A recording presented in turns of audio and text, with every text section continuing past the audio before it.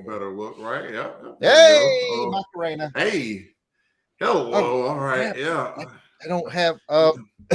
Here we go. Jarrod.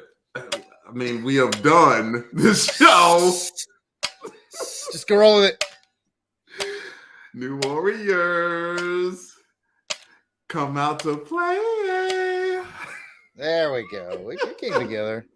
I was scrambling. It always seems to, and we always seem to scramble. Yeah. You think I could predict it by now, but no. Oh my goodness!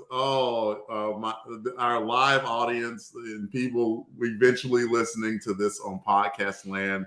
If you knew the shenanigans that went on behind the scenes to get this show on the air, like you may or may not, like you might just stick around like, how could they even put on a halfway credible show? Or like, no, the show is exactly what there was some partial nudity involved,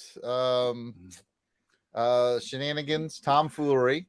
Yep, absolutely. Hijinks. Hijinks. Yes. Definitely some hijinks. Hey, comic foil. Possibly use of the James Bond TikTok video that we have repeated over. We legit need to get that guy on Her Majesty's Secret podcast. I think I'm legit going to reach out to him. Let's see. We do. Surprise! Not really a barber. Shoot back and blow your effing head off. Okay. I'm gonna edit it. I can't say everything the guy said, but that was a classic clip there, no doubt about it. I guess I should get started with the show, right? That's the thing I should do. I guess. All right. In case you're new to the show, welcome. Come play with us as we talk about Marvel Comics, The New Warriors. And I'm going to introduce my warriors in arms, my compadre, my longtime friend, the Nova, to my Night Thrasher. His name is Jarrod Albrecht. Some call him the Yard Sale Artist. Some call him Death Probe. Some call him, no, that's me. They call me Pimp Destro. What other nicknames do you have, Jarrod? Sizzle Chest. Some call him Sizzle Chest. That's a classic, yeah.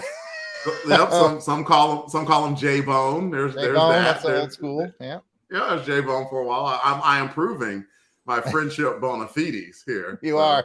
You're going back in the Rolodex of nicknames. Oh well, man, it's good to be back.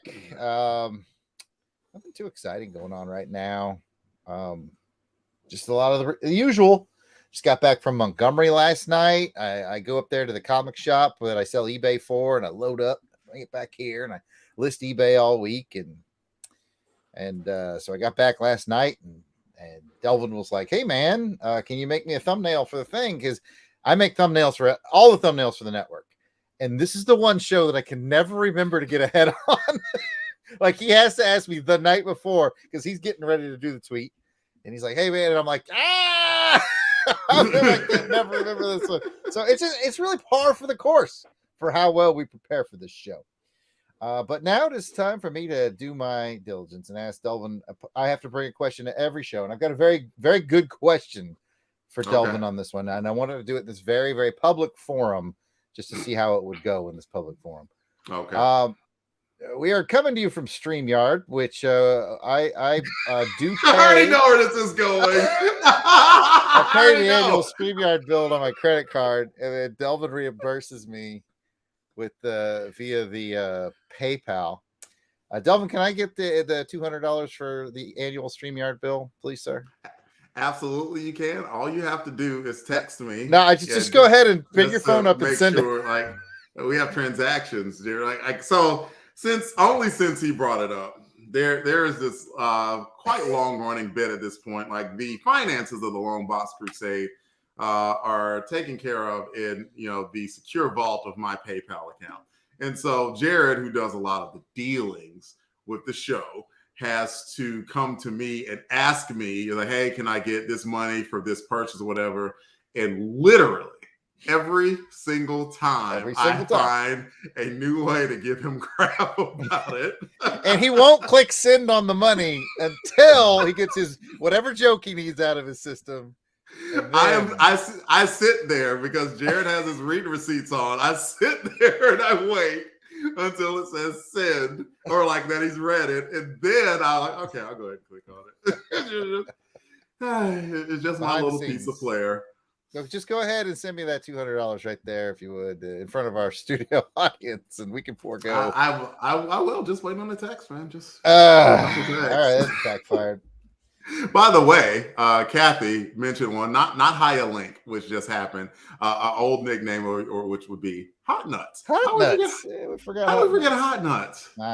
We're off. We're always off one beat or a half a beat when we do this show. That's true. Anybody here want to buy my nuts? Yeah. Oh man. All right. We have gotten, and also Jarrod, I mean, you got me, with that not giving you crap about your hip thing, but fool me once. Shame on you. Fool me. Fool me twice. Can't fool me again. Don't try to fool me a second time. Because it doesn't work. No. All right. Oh my goodness. What's up? I forgot about a live show. So, all right, well, whatever. I bought this book to see if this is an 80s like junior romance book. I bought this at Goodwill today to see if there's a market for it on eBay, right? Are there people who are recollecting their childhood? And I just popped it open. I was like, what is in the middle of this? It's a bookmark. Now the book, remember, this is an 80s book, so I'll give you 3 guesses as to who is on the bookmark. Mr. T.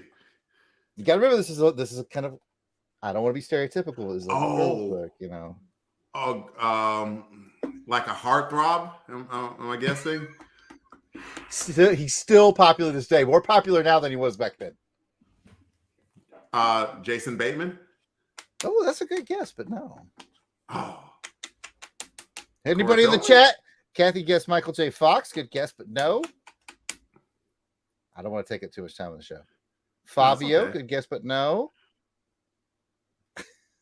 Johnny Depp. It's Johnny Depp from 21. This bookmark is probably worth more than that book is. Oh my God. It's Johnny legit. Depp. The bookmark is from 1988.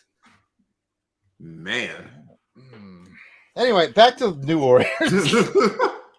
That was a sidetrack and a half right there. That's okay. The song, "This is a Tale of Captain Jack Sparrow," is now in my head. So anyway, come out to play is a chronicling of the 1990 series, The New Warriors. The first volume of New Warriors ran 75 issues. Jarrod and I will cover all this first volume as I rediscover my love for the series, help Jarrod find his, and we share that love with our listening audience. Grab your skateboards and bucket helmets, trunkions, whatever the heck you want to call, or not the bucket helmets, the nightstick. You know what? Let's play. You know what? We're gonna not even pretend anymore. Let's do that. All right. We are going to talk today about New Warriors issue 20. And once again, cover credits go to Mark Bagley and Larry Malstead. And Jarrod is going to talk about it once he brings it up and I slide over. All right, sir. All I want is looking at the cover. There we go. All right. So yes, we're going to talk about the New Warriors cover. For those of you who are doing this audio only, the New Warriors logo is in black and white with kind of a darker teal highlight around it. The corner box is in orange, and it's got the floating heads of everybody on the team, to include Silhouette, by the way. This is number 20. Its cover price is $1.25, and the main action has a very aggressive but slightly scared at his own aggression, perhaps, looking Marvel Boy who is hovering over a possibly deceased. His father has obviously just taken the brunt of Marvel Boy's powers. His mother is looking up at him, terrified as she cradles the body of the father. In the cover blurb says, "Son versus father, the fury of Marvel Boy." It is very powerful, and it's kind of a did we go too far kind of moment cover, and that's what I'm going to leave it at. There's also a blurb right above or upper and to the left of the New Warriors logo that says, "The most shocking story you will read this year." I can talk about it. You normally talk about it first. I will talk about it. And it's interesting. I mean, 1 year and 8 months into the New Warriors book, you don't have to have every character on the cover anymore. But here we got Marvel Boy, and Marvel Boy is looking like a bird of prey, isn't he? Like, I mean, his hands are out. I got the cape going. Like, you know, his telekinetic powers are like enveloping him, and he is looking angry. And like, mom is looking terrified, and dad is not really looking like much at all. There's some stuff going on, at least where you're like, oh, okay, what in the heck happened? Why is Marvel Boy looking like he just did something very bad to what looks like a very ordinary dude? So that's what I think about it. I think it's interesting. What do you think? Mm-hmm. It's very colorful, maybe too colorful. The colors are kind of all over the place. You got sort of the pink energy around Marvel Boy. You've got the yellow background cover. You've got the teal highlights on the letters. You've got the orange corner box. You've got mom in a green shirt. Dad's got a red and blue tie. There's red and yellow blurb boxes. Like I feel like the color wheel just like somebody just like took the color wheel, put it in a blender, mixed it up with some alcohol, took a shot, vomited it up, and there you go. But it's not awful. Like it's a little too busy for me color wise, but it's not awful. Now to the art itself, I think the best part of it is the expression that Bagley and Malstead were able to capture on Marvel Boy, because it is one of anger and aggression with a little bit of fear in it as well. It's a perfect expression for the moment. So yeah, what you said plus those thoughts. And we got a couple of cool thoughts from the listening audience, by the way. We had Trey Black, who came in and asked, did he miss anything? Yeah, you did, Trey. You missed like just super stimulating banter from Jarrod and me. You missed Johnny Depp. You missed me singing a little bit of The Lonely Island. Also, and more to the point of New Warriors. Yeah, it is. We throw a lot in, this hour, Jarrod. Scott O'Neill, welcome. My friend says, note the color change in Marvel Boy's power signature, to which New Warriors Talk was giving him kudos for noticing that. And I'm giving my entire listening audience kudos for noticing stuff like that, because, sometimes I don't be noticing stuff and they do be noticing stuff. And I appreciate that. So that is cool. And Scott also mentioned that he would love to see Derek Robertson's version of this cover. Loves bags, but Derek Robertson is the king of emotive faces.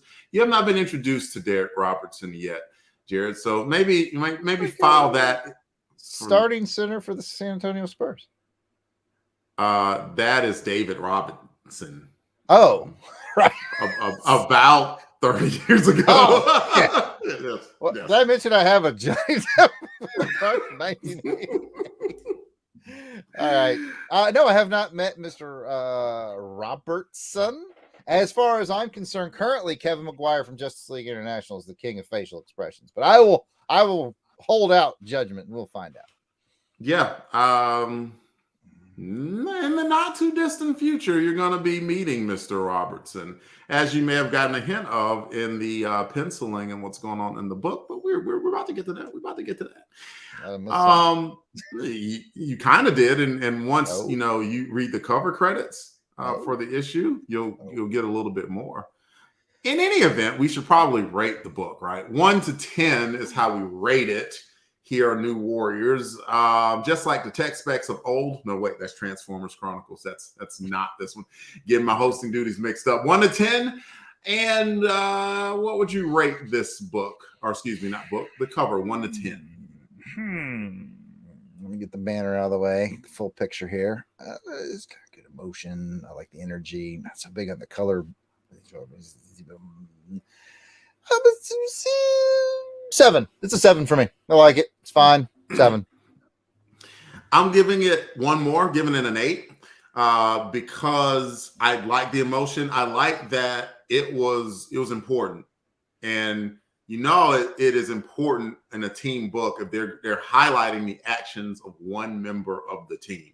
And that's what they did here. And as we're about to discuss, there was reasons to highlight the actions of Marvel Boy for absolute certain.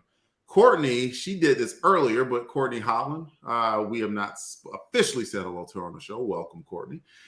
She gave it a 10, and a comic foil said it's a strong 8. Marvel Boy rules. The rest is okay. Marvel Boy does rule. I actually wish they did more Marvel Boy in present day Marvel comics. I mean, he's Marvel Boy. It's in the time. Well, you know what? It didn't stay Marvel Boy, but we haven't gotten to that either. I'm just spoiling everything here. Yeah. It's Marvel Man. Sorry. All right. So we just rated the book. I let Jarrod recover from his laughter, and then he's going to read the credits for the issue. Yes, indeed, I am. Eventually.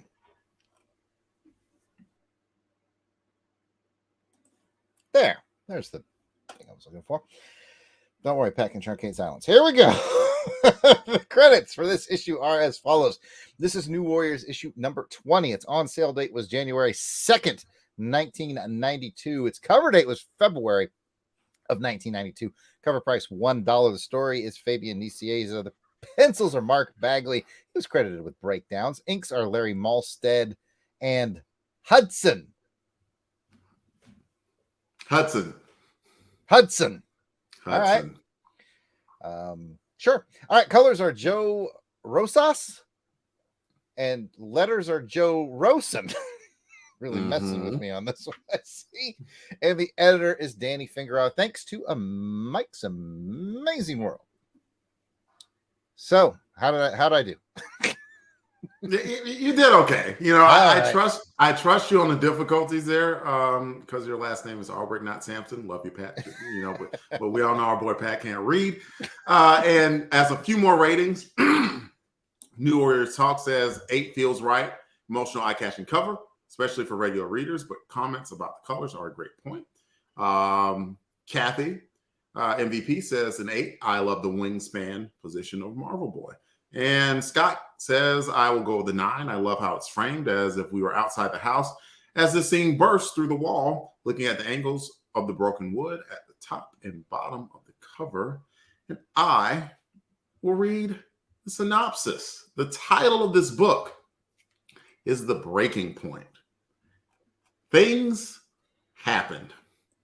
Who do we start with? Name Marita. She wasn't in the book. That was easy.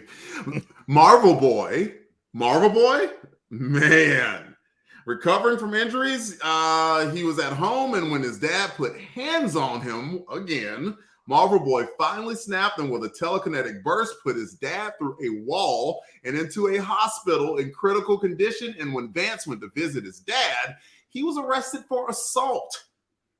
That leaves the rest of the Warriors. Manipulated by Gideon, already led them to Tokyo, which led them to Mariko Yoshida, who led them to the Tatsuo clan, smuggling heroin. Pat Sampson would not be happy. Tatsuo gives Night Thrasher an opportunity. He'll tell Dwayne everything he needs to know, but he and the Warriors walk away. Dwayne says yes. Warriors say no. Dwayne said no more Warriors. And oh yeah, Ty, she kills Cord's ex-wife, who is her daughter? And Cord and Miami have 2 kids who are in Chinatown? Who could they be? All righty, discussion time. Jarrod's going to bring up some panels and stuff from the book. We are going to make discussion about those panels, and Jarrod is going to start. All right. Panel the first. All right, sir. I give you page something. This page here. Yeah. I give you. Okay, why did I pick it? Let me get this once you can get this banner out of the way so we can see it better. Okay, so this is the page where basically they have gone to Japan and they have done a little battling against some red ninjas, and they talk to Mariko. Mariko, I'll get it eventually, gives them the rundown, basically like, hey, if you help me out with my competition over here, you can clearly tell she's sort of setting them up to help her out to clear out some competition, kind of using the new warriors. But that's kind of how the story starts, so that's where I wanted to begin. Your thoughts? Well, the thing upon it, I'm glad I had the chance to read this book twice, like, because I thought that Mariko, and it's kind of like, like some people say America, it's Mariko, right? Sure. Or is it Moriko? One of those. We are not Japanese aficionados, people, so we apologize for that. Definitely not trying to make any fun of that part of this name at all. So forgive us if we mispronounce. But Mariko, she was relatively transparent. She's like, "Yep, I'm going to direct you to my enemy there, the Tatsuo clan, and oh yeah, they be smuggling heroin, so." Get on that, new warrior. Yeah, get it. And so I give her credit for that. At least she wasn't completely trying to fool them. So, but she did kind of, it was a bait and switch, because it's like, I'll tell you what you need to know, but first you got to do this thing. And you might be incentivized to do this thing because they're smuggling heroin, and as we know, you never smuggle heroin. That's just that's just bad. So yeah. So yeah, that's where I am on, at least to this point of the story. And I also thought, as anyone with a little bit of Marvel history would know, Mariko would be a longtime love paramour of Wolverine. I don't know if you knew. Okay, you got that? You at least know that much about X? Yeah. Cool. Yeah, cool. I've read like a fair amount of Wolverine, like his miniseries. I read a lot of. I've read some Wolverine. Okay, very quickly, a few people, to include Comic Foil, says that the Hudson, it was Don Hudson, which I wondered, because when I went to Mike's Amazing World, amazing site. Definitely not casting any shade on those. But I was glad I had the book beside me, because they made no mention of Hudson as well at all. It said it was another Bagley Malstead production. But I looked in the book and it said for the finishes, it was Malstead and Hudson. And I'm like, who the heck is Hudson? Now, why in the heck wouldn't they give him credit for that in like the first and last name, since he is new to the book? To me, that was just like a small slip up by the editorial team there. So that's it. Keep going, Jarrod. All right. I'll bring up the next page, which is the big tie to Cord's ex-wife, kills her, talking about daughters and sons, and I'm pretty sure I figured that one out already. So, yeah. Well, I mean, do share. If you figured it out, my friend, you have some detail. Your favorite superhero of all time is Batman. Like, long time ago, when you would come up with nicknames for people in Yahoo accounts, I put your name as Batman. And so, I mean, if you have some theories as to what is going on here, please share. Yeah, I feel like Cord's kids with, what's this lady's name again? Miami? Yes. Are likely to be Silhouette and Midnight's Fire. Midnight's Fire and Silhouette. That's what Midnight's Fire, by the way, is a secret technique in jiu-jitsu that we don't really talk about. I think it was a new spice that I got when I was shopping the other day. I tried it off the spice rack. I tried some Midnight's Fire. Goes well with steak. We have an endless supply of these, folks. We better, as long as the name Midnight's Fire keeps coming up. I got to keep coming up with things Midnight Spire might be in the real world. So no one who knows the answer in the comments say anything. But I will say that is a very interesting guess, Jarrod. And one heck of a revelation. And also, Ty got claws? Like she just and then Ty, regardless of who the son and daughter are here, or the twins, or whatever, the two kids, she got claws and she killed her own daughter. Like, you faked your death. You should have stayed dead. Whack, whack, whack. Like, it's a lot going on there. There is a lot going on there. Like, and I mean, there's a couple of things about this scene. Again, I'm glad I got to read this twice. Like, Ty comes in to this restaurant in Chinatown, and everybody books out of there like, nope. No, sir. No, ma'am. I want none of this. And they left. Like, no one tried to attack her. No one tried to fight her. And then all of a sudden it was just Ty alone with a woman who apparently is her daughter. A lot of levels going on here. Yes. And while you are ruminating on that, New Warriors Talk says, love the creepiness of this scene. Felt kind of claustrophobic the way Ty was cornering her. Yeah, I also got the feeling, Warriors Talk, that maybe like Miami she didn't try to escape, not once. And like with all the smoke that came around, it kind of just felt like maybe that Miami was just transfixed there, you know? So, we got some more background on the name Mariko, by the way. Linkovich chimed in and said, I heard a Chris Claremont interview last night, actually. He pronounces Mariko like you are. But then Scott O'Neill says it would probably be Mariko. 3 years of Japanese undergrad and only remember how to curse. The curse words are the important things to learn in any language, Scott. So I would say the jury's still kind of out on that. We will remain in somewhat clouded ignorance, as you will, for at least another episode or issue or two about. I'm going to stay in clouded ignorance longer than that. But if we're talking about just New Warriors, then just New Warriors, yes. Like most of your ignorance of New Warriors will be revealed in the coming months. Okay, those are my best guesses because I'm like, there's not really any other characters who fit it. But then that begs a lot of questions. Like, so basically, Cord's been running this team with his mother-in-law, and he's been hanging out with this team that has his own daughter on it that never came up. Like, questions, man. Questions. Definite questions. There is no doubt about it that questions are being asked, seeds are being laid, sown, maybe. So we will see what fruit develops of it. We should move on. I like your guess. I think you have a very, very good guess.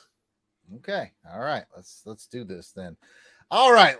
As the cover proclaimed, let's get to the part of the story where Marvel Boy lights up his papa. Well, in fairness, I kind of pick one page to represent a scene. So it is fair to point out to everybody right before this, Papa hit Marvel Boy with a right cross that literally sent him flying across the room.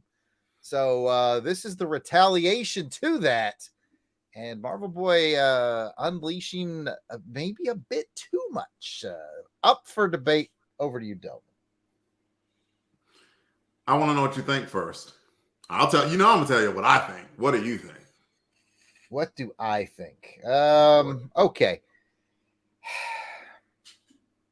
I do think that Marvel Boy overreacted. I think that he did unleash too much emotion. I mean, Papa's a turd, right? He deserves a comeuppance, but I don't know. I guess to me, it's like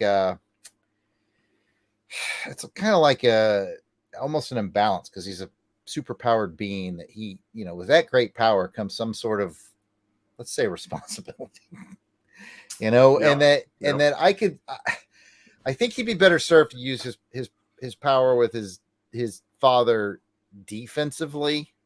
But this was an emotional breaking point, so I get why it needs to happen. It's going to lead to some really cool story things. But personally, do I think he went too far? Yes. Did Dad already go too far? Yes.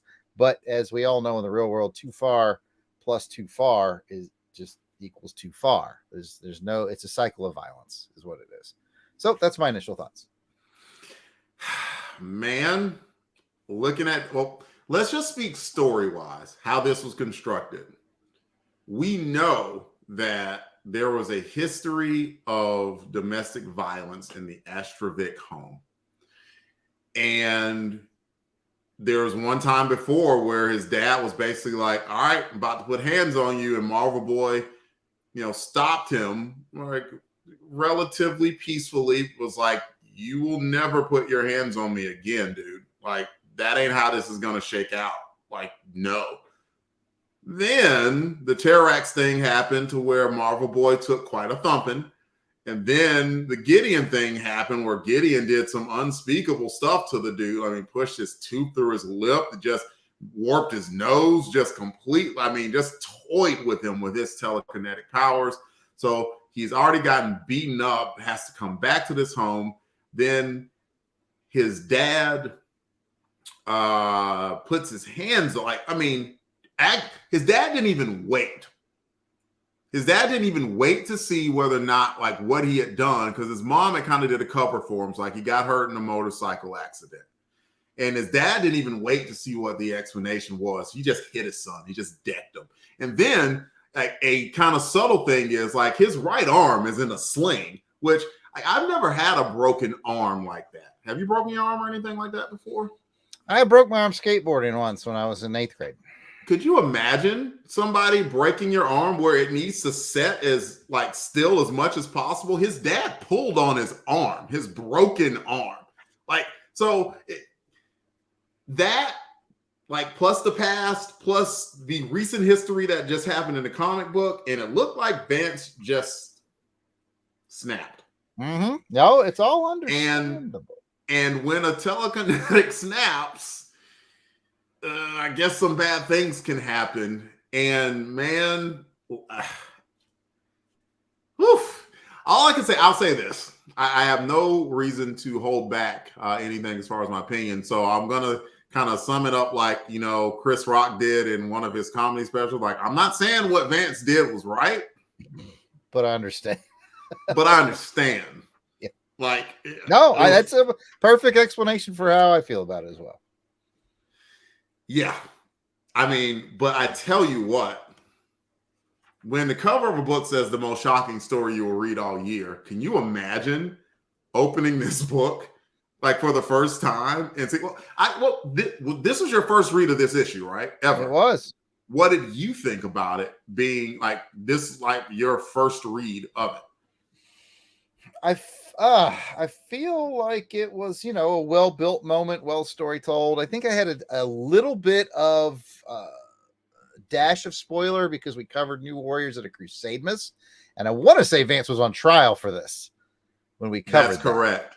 And so I had a bit, I kind of knew it was coming, so I guess it didn't have as much impact on me. But still story-wise, beat-wise, panel-wise, we've talked about the making of comics before, and they did it right.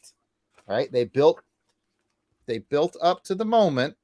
For those of you who are watching live, I'm holding up the page before, and you literally have to turn the page to get the reveal of what happens next. And I know I do this on every episode, and so I guess some people like it, but the art of making comics, the physical printing, you have to think about that.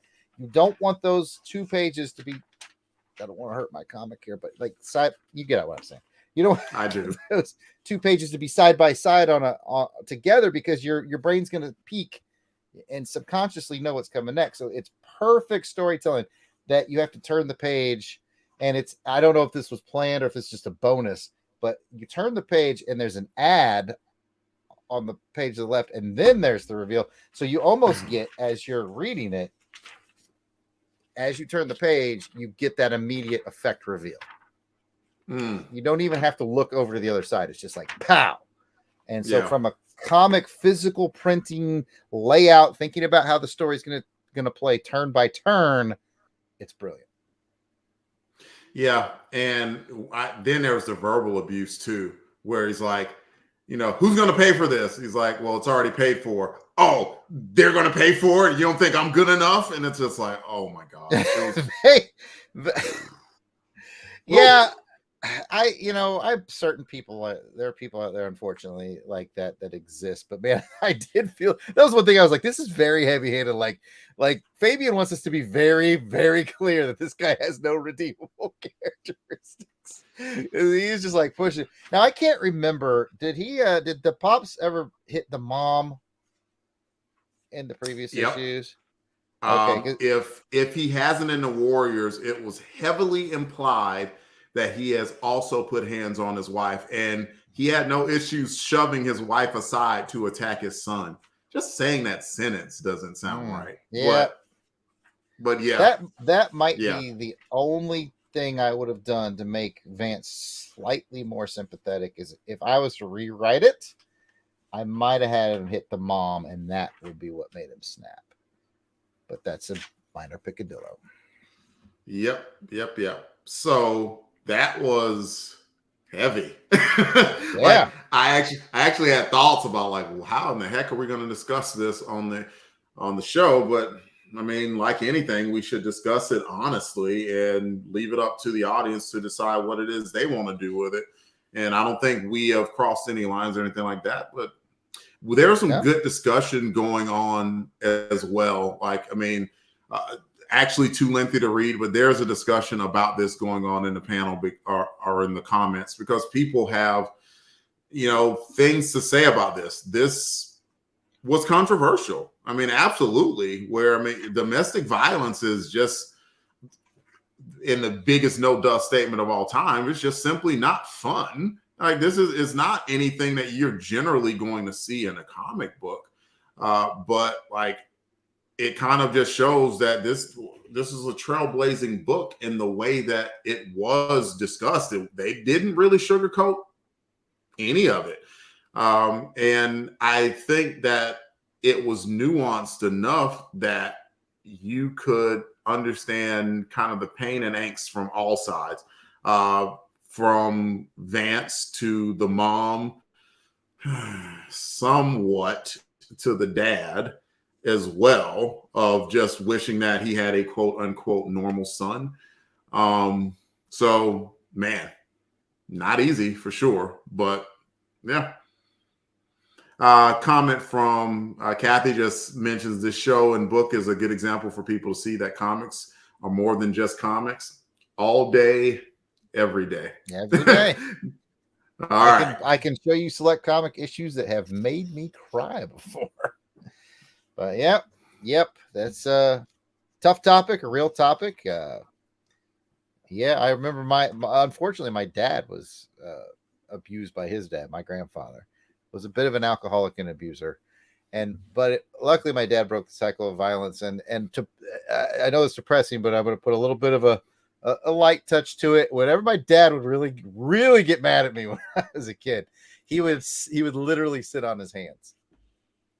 And he straight up told me the reason I'm sitting on my hands is because all I learned from my father on how to fix this, I'm stopping myself from doing that right now, which is dark in one way, but in another way, when I saw my dad literally sitting on his own hands, I was like, oh no. Yeah. So, the good part of that story is the cycle can be broken. That's true. And that's why I'm your friend, by the way. I should have choked you a lot more when we that was so dark and sad. Oh my God. Maybe right. Tickle, Jarrod. Maybe tickle. Let's get a less depressing page up, shall we? Let's do that. All right. Ooh. I picked this page just because it's high energy and it's pretty cool. For those of you who are listening, this is page, something from the book, but it introduces the Cyber Samurai.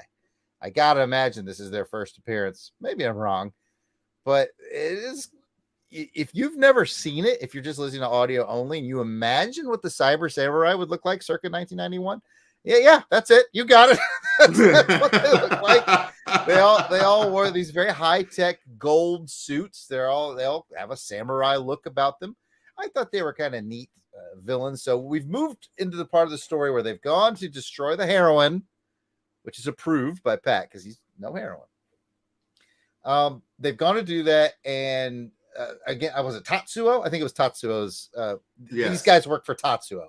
So basically, these guys have shown up to try to stop the New Warriors from stopping them from selling heroin. I liked it artistically. I thought it had good energy. Cyber Samurai, man, that's very early 90s and a heck of a lot of fun. And their names, by the way, were New Warriors Talk says they actually debuted in X Factor. I did not know that. So you win, New Warriors Talk. Mm-hmm. I got nothing. Yes, sir. And their names are Electrics, Diode, Vibrato, and Fuse, which seems like they'll be names.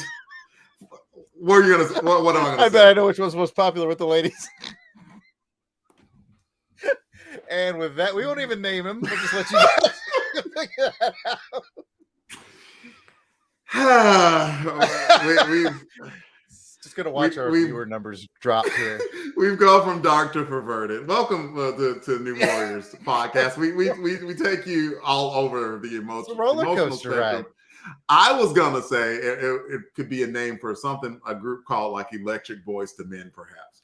Oh yeah, that's but good. Yeah. You know, fifth member of Midnight's Fire. Midnight. But yeah, Cyber Samurai attacked, and I do like the look of them. By the way, there was, and I should have pinned the comment. Someone made the note that it was almost like that Mark Bagley must have had very, very tight breakdowns because it was very hard to tell where Malstead did the finishes and where Hudson did the finishes. Mm-hmm. Looking through it twice, I could tell. This is one of those pages, or at least a couple of the panels, like the Firestar panel, that is not Malstead. That is definitely someone else. Because at this point, like, you know, Malstead and Bagley just have this, you know, they're like peanut butter and jelly. And then Hudson came in and it's like, you know, it was peanut butter and, you know, like maybe preserves, right? Like nothing wrong with it. Peanut butter preserves pretty tasty too, but you taste is like there's a little bit of raw fruit that's going on there. It's just different. So like that's what I see there. Like there's definitely just a little bit of difference, but I do think that they gave it a game effort, and I like that it was just two. So Malstead did what he could, and moving forward, I could see what they were doing because it's not too much of a giveaway to say that New Warriors 25 is going to be a double-sized issue. And that was entirely penciled by Mark Bagley, entirely inked by Malstead, I believe. So, I mean, that took time. So I think they were kind of just cutting and, you know, like doing what they could on this book and just trying to get ahead for that magnum opus of a book, which is 25, which we're working towards, of course. Comic Foil actually booed these guys, by the way. He booed the Cyber Samurai. Generic all yellow gold armor bad guys and forgettable names. I mean, that almost encapsulates the entire 90s. Like, oh, come on, man. Have some fun with it, my dude. Yeah. But I do see what you're saying. But I kind of like the look of them. And I actually like how the New Warriors work together as a team to dispatch of them. Like all of them, you know, use their power sets to the max to take care of these foes relatively easily. And I did like how that was a good development as a team. So let's see. Let's get to a few comments. Auburn Elvis, we just talked about it. You said just got here. Who are the 4 gold weirdos? We talked about them. And Jarrod, Jason, Delvin, and Pat is the correct answer. That's right. The hardest boy band in the world, baby. And Scott said, I love the first panel on this page. Bagley could easily just have Thrash pick up a bag of drugs. That panel is so much more dynamic. And Linkovich jokes that Bagley was probably mentally checking out and thinking about Amazing Spider-Man. How dare you, sir? How dare you? It's especially because, you know, Spidey is my number one dude. Absolutely. And sure enough, this was right around this time. I think he had already guest penciled on Amazing Spider-Man and did a book with the Boomerang. I think it's Amazing Spidey 345, if I'm not mistaken. He did some guest pencils, but at the time, Eric Larson was still the main guy in the book. But Mark Bagley did take his place on Amazing Spidey. Anyway, you got another panel? Or another, I do. A quick aside, though, before we move on, because of what Scott said about how Bagley adds a certain extra dynamic energy instead of picking up the bag of heroin, he's crushing it and it's popping. There's a really great team shot that didn't make the cut of my panels in there earlier of them around the crates. And what I really like about it is if you really study that one panel, every pose is indicative of the personality of that character. Silhouette is off to the side and half hidden. Nova is standing like Superman. Firestar is, well, let's be honest, hand on hip, leg up, looks sexy. She is. But sexy, but a little bit demure. Yeah. And yes, definitely. And Speedball, looking very sort of casual as he is. And look at Night Thrasher. He's the golden, my favorite one of them. Crouched down, total, you know, like a cat, like a jungle cat about to strike. Every pose indicative of something about that character. I thought that was anyway. Yep, and of course that's I'm one of them, by the way, Jarrod. I love when you go into the craft a little bit because as of yet, I have not ever had any hand in any comic books whatsoever. So it's interesting to get the perspective of someone who has. We have Seth Elmore, who has come on, and he is on the New Warriors chat, also on Facebook, and just said he actually made it during the live. A little late, but glad to be here. We are glad to have you, dude. Thank you so much for showing up. And you said you have one more panel slash page. Try to do good now. I got a new person here who expects results. We have two more pages. All right. We've got sort of the aftermath of the big battle with, as you mentioned in the summary, Vance showing up at the hospital and promptly being arrested for assault. So, the plot thickens. I mean, certainly there's a self-defense here. But yeah, I mean, it makes for some great comic storytelling, does it not? It does. And I will say, and not even, you know, because we're drawing short on time or whatever, that this is going to be discussed further in the coming months for New Warriors. That, I mean, clearly this is not something that's going to go away after this issue. There's simply no way. And it's definitely is an interesting point because, you know, like Vance was like, well, what am I getting arrested for? And it's like, well, assault. And it's like, whew, like, is it assault? I don't know. Like, and we don't have to have that debate now. We simply don't. But I mean, like, could it be a crime of passion? Could he have described everything that he had been going through up until that point and then mentioned that his dad had been hitting him and like being abusive?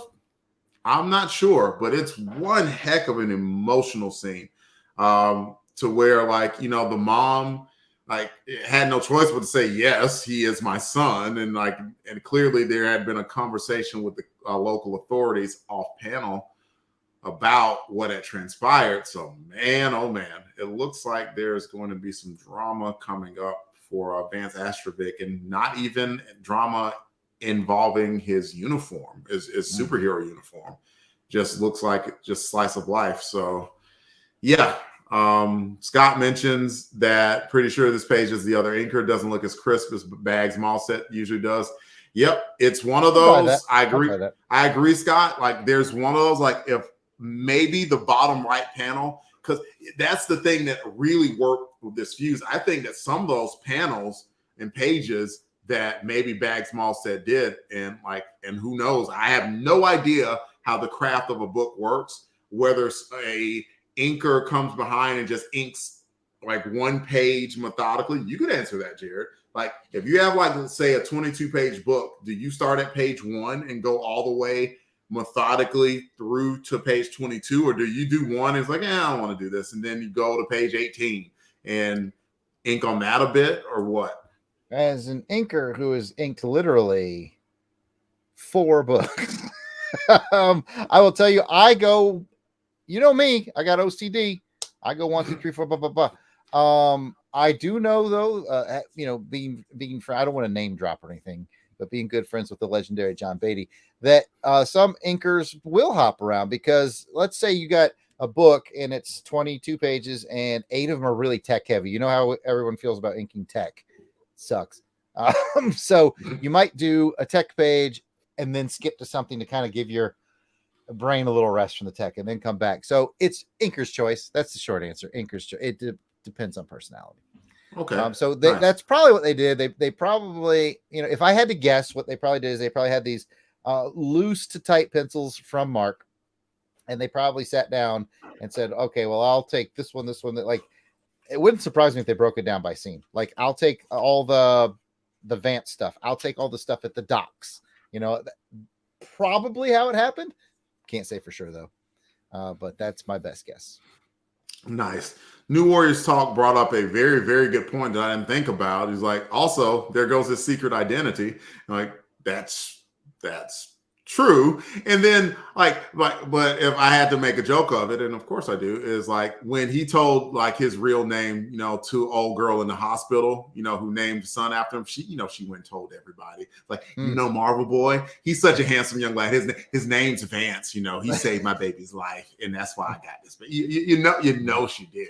The secret was, it was already out the bag. It was coming out the bag. Thank God there was no Instagram back then. That would have been a secret, would have been out 8 seconds later.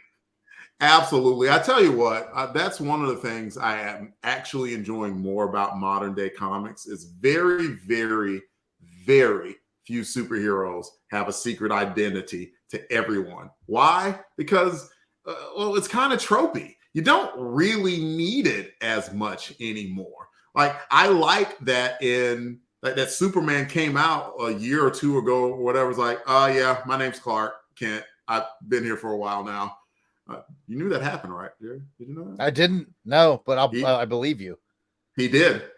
And amongst people of the Justice League, Batman has come out and was like, yeah, I'm Bruce Wayne. Which, I mean, if you're anybody who's fought alongside him longer than like 8 minutes, you have to realize, all right. He just told the league. He is, basically the league knows. Mm-hmm. Oh, okay. I thought you meant like he went full public like Iron Man. I was like, wow, that's very no. Did Clark come full public or just to the league? Clark did, yes. Mm-hmm. See, I've always I know this isn't Superman cast, but I've always loved his secret identity, because most people just don't think Superman like would have a secret identity. Like, they just think he's Superman 24/7. I think that's one of the best secret identities to have. Oh, it's true. And now I remember back in the day, and I'm just totally off topic, but back in the day, I remember it's like, him putting on glasses, that's so dumb. That would never work. Yes, it would. Yeah. As we learned from Sir Roger Moore when he was filming, I think it was Octopussy. They were also filming one of the Superman movies. And I may be off. Anyway, they were filming a Bond movie at the same time. And Roger Moore said that he used to watch Christopher Reeve come into the commissary for lunch. And when he come in, Superman, they go, oh, hey, Chris, what's up, Chris? Oh, Christopher Reeve, Superman. When he'd come into the Clark Kent, nobody would say, hey. Nobody would, nope. It's like, he's like, so I think that disguise might actually work. it actually could. So anyway, yes, Vance looks like his superhero identity is going to be exposed out to the public, which, in kind of inauspicious way for it to happen, but sometimes you got to race. one more panel. One more panel, and I got to bring up one thing. Of course, it's the last panel. It is. The New Warriors have now had this big debate. Do we take time to stop the heroin trade, or is it just a drop in the bucket? We got bigger fish to fry, I think is basically the question. I read this a couple weeks ago, so correct me if I'm wrong, but I think that was sort of the basic balance question they had here. And I think it was Night Thrasher who was like, yeah, actually, we're going to let this go because it's just a drop in the bucket. We've got bigger things to do. Again, correct me if I'm wrong. I read this a couple weeks ago. You're basically on it. And then the team was split. They're like, no, we got to do something about this heroin thing. And he was like, no, we don't. And it kind of turned to Nova, who, even though he's sort of young and brash, he is the senior statesman of the team. He's been in the game longer than anybody. Like, what do you think? And he's like, I'm actually with Thrash on this. So it ends with this very dramatic. I don't. You guys are going to question me, whatever. I'm shutting the whole thing down. But I think more interestingly enough, we have this, moral quandary where I see both sides of it, and it's kind of tearing the team apart. Some of the more, I'd say, youthful and idealistic members are looking at maybe the small picture. You got Night Thrasher's a little more strategic. You got Nova, who's a little more worldly, who are looking at a bigger picture. But neither one's wrong. So it leads to an interesting, very soap opera-y thing that often happens in comics, which is fun to read. Yeah, it was the final vote. It was kind of unchanged, where Speedy, Firestar, Silhouette, they were like, no, we've got to take down this heroin thing and put an end to it once and for all. Nova and Night Thrasher were like, this is not our business. And then even once Firestar destroyed the heroin, it's like, okay, heroin's out of the way here. So what are we going to do now? It was like the girls plus Speedball were like, my opinion hasn't changed. And Nova and Night Thrasher were like, my opinion hadn't either. So they're like, well, so we've got to take them out. And Night Thrasher was like, F that. We done. It's over, son. I quit. Which is also, by the way, a kind of emotional buildup that's happened over the past few issues. I mean, the Warriors have been getting along together fine as a team, but they have been manipulated. They have been darted across the world from New York to Colorado, all the way to freaking Japan, trying to find out information about Taylor Foundation, and more specifically about Dwayne. And this foundation that I thought was doing good things out in the world seems to be doing literally the opposite of everything that I thought. My entire life is a lie. My father figure has blown his head off to keep from telling me what is going on. Who knows what the heck Ty's doing? All I want to know is information to find out what's going on. And you guys are going to deny me of that? I thought you were my friends. Who the hell cares about heroin in Japan? We can't do anything about that, but you can do something to help me, right? I get what Dwayne is saying here. It's if we wouldn't have ever flown over to Japan, we wouldn't have known anything about this heroin anyway. So why the hell are we worried about it? Man, yeah, that's also a sign of really good storytelling. I understand where Dwayne is coming from here, and I understand why he's so mad, but at the same time, I do understand what the ladies plus Speedball are saying too, right? Yeah, like I said, there's no wrong side. The only thing that frustrates me in the scene, and I got to remember that we're dealing with very young people here, is no one here, with the exception of maybe Nova, again, a senior statesman. Although I did see in the chat someone mentioned that name Marita has been in the game longer. She ain't here. In this scene, he's sort of the senior state. He to me is the most emotionally intelligent of the group. Everyone else is running off of pure emotion, as Dwayne tends to do. He needs to get that under control if he wants to be. I'm slipping into leadership instructor mode, I know, but he needs to get his emotional intelligence in check because he's overreacting. Firestar is overreacting. Well, let me simplify things for you.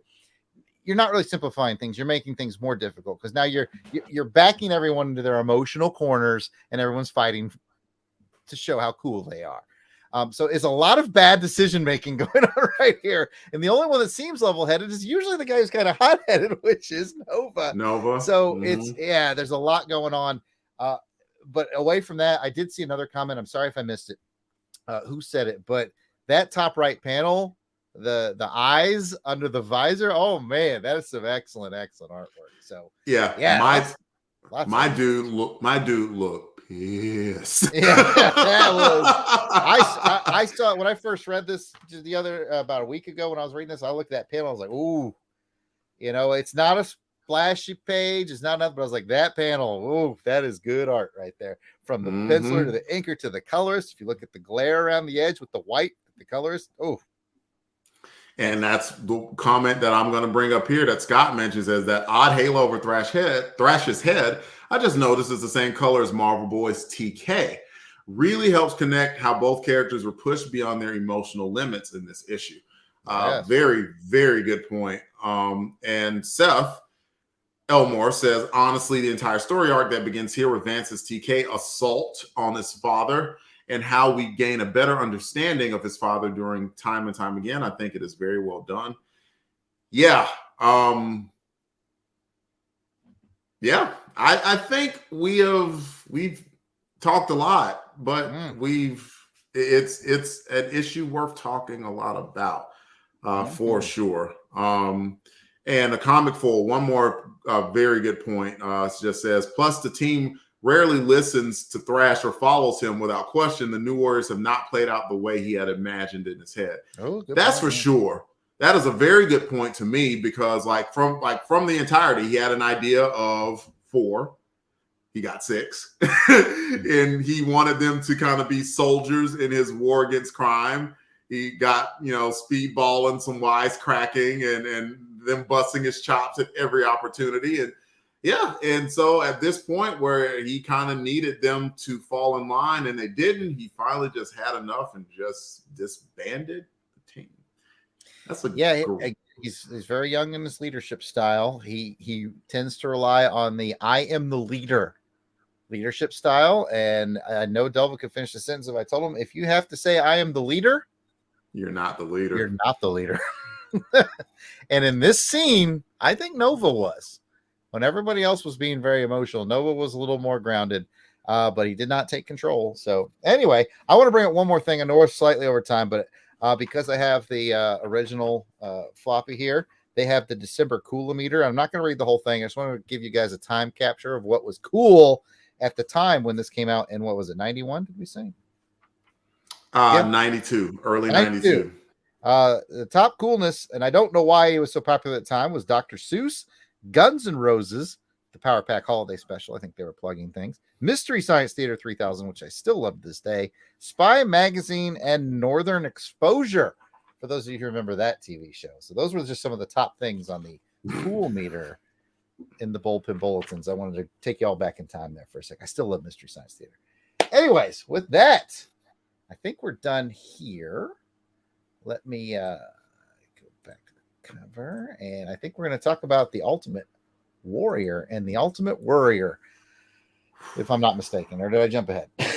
You did not. You were on it. All right, so let's talk about the Ultimate Warrior and the Ultimate Worrier. So the Ultimate Warrior is the person we think did really, really well in this issue, and the Ultimate Worriers who we're all worried about, and we could probably just agree that that's Vance at this moment. Okay, yes. So yeah, we'll get that one out. We're all worried about Vance. He's in a sticky situation. So let's talk about Ultimate Warrior. Who's your warrior for this issue? Jeez, man, I don't have anybody as the Ultimate Warrior this time. I just don't. I thought the team fought well together against the Cyber Samurai, but the entire team right now is kind of caught up in a whirlwind. So I don't really have one. Based off of what we've kind of talked about, I will say Nova definitely had the coolest head of everyone, and tried to use some good rationale. So I guess I'll go Nova, and I suspect you're going to agree. Yeah, same guy, same reason. In a highly volatile emotional situation, he was the level head in the room. Wish he'd taken a little bit more charge, but as Comic Foil mentioned in the chat, Nova doesn't want to be a leader. He takes so much responsibility on himself that he stands to the side and instead pushes Dwayne to be better, which is a good thing, but he also adds not always in the best way.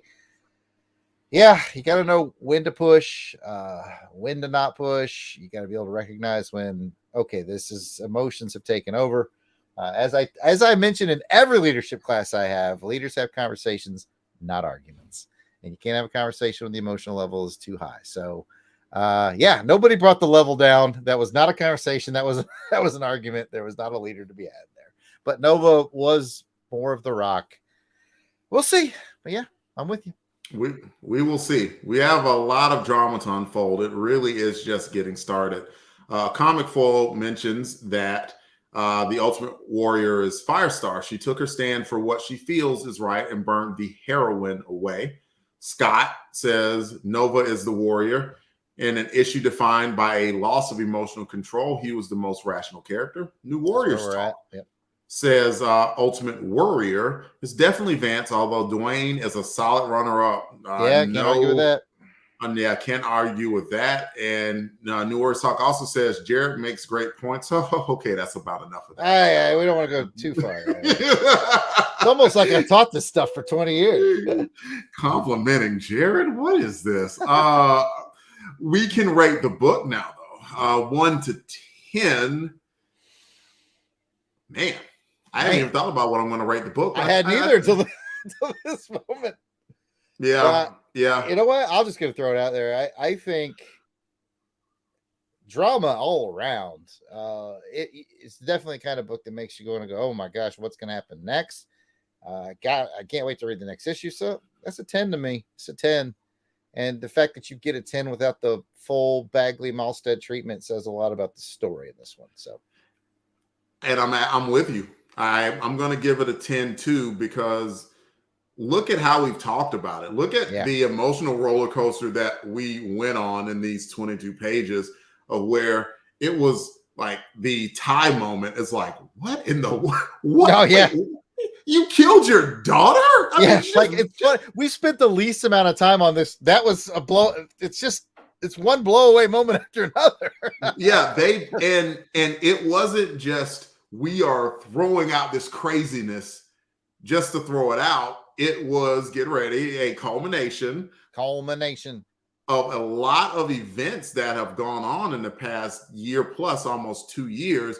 It's just very well done. And it's definitely one of those where you look back and like, man, Nicieza and company, they were in their bag on this one. And they were telling some fearless storytelling. And a lot of times when you tell that fearless storytelling, that is the majesty of having a book of lesser known characters like this. Is we've talked about this before, is that you can get away with a lot of things. You can be bold and brave and tell a lot of cool, great stories that you may not be able to tell with a Batman or Spider-Man or a Wolverine, So like that's what this is like. And it was some very, very fearless storytelling and highly enjoyable. Comic Foil gave it a 10 also. New Warriors Talk with a 10.